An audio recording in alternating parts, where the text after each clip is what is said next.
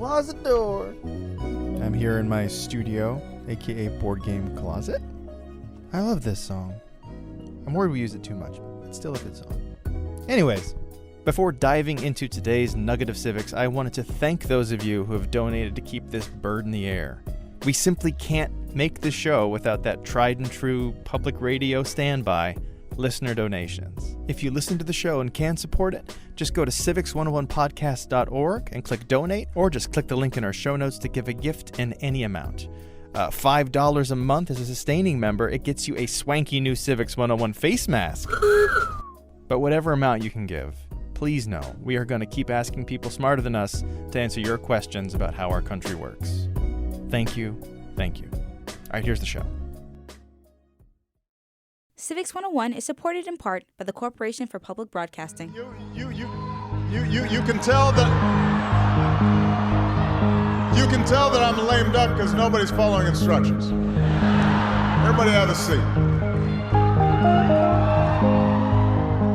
I'm Hannah McCarthy. I'm Nick Capodice. And this is Civics 101. Today's listener question is, tell me about the lame duck period between the election and the inauguration. Is there potential for accelerating abuse of power? So first off, Nick, what is a lame duck period? The lame duck period is the time between when the president and members of the Congress are elected and when they're sworn into office. And before we dive into what happens during this time, I got to tell you the origin of the expression. It goes back to the colonial era.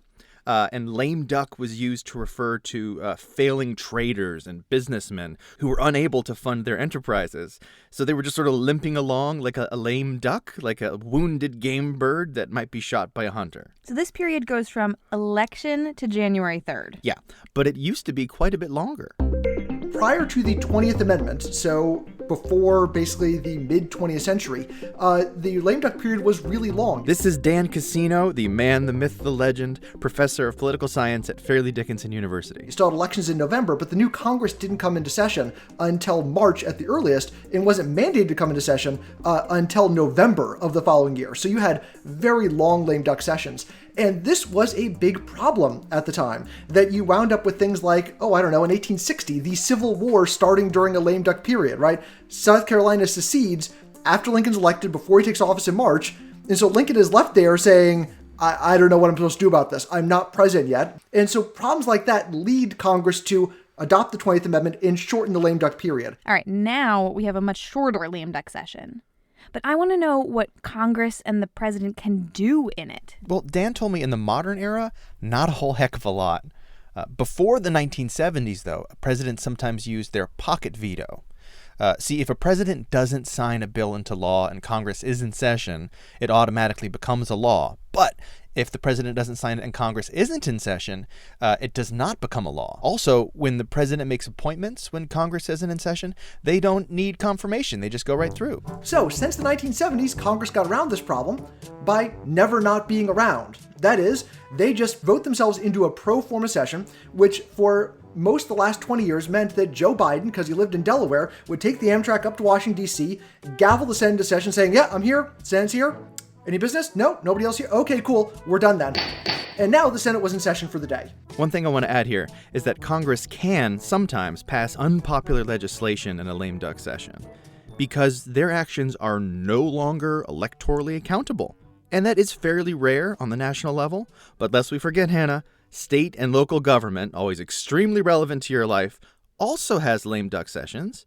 And it is not uncommon for a state legislature to pass a bunch of laws that are not popular with the public, especially if that state's House or Senate is going to flip on January 3rd. We saw this in a big way in 2018 in the Wisconsin election, when an outgoing GOP Congress worked overnight to pass laws limiting the incoming Democratic governor's power. But what about other presidential powers? Can the outgoing president issue executive orders? Oh, absolutely. He can order the executive branch around, have the executive branch do whatever he wants within the laws as prescribed by Congress.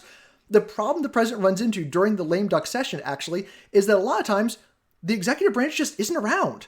They're on break. It's the Christmas holiday. They're gone. Nobody's around. And we've actually seen some significant attempts to move policy during December run into the fact that people just are on vacation for a couple weeks and they don't come back until the middle of January when the new president's sworn in anyway. One final presidential power during a lame duck session is the power of pardon. Presidents can pardon whomever they like leading up to the end of their presidency.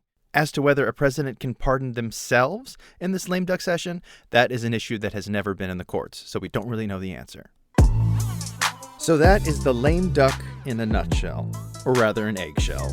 If you have questions, we'll get answers. Just click the Ask a Question link at the top of our website, civics101podcast.org.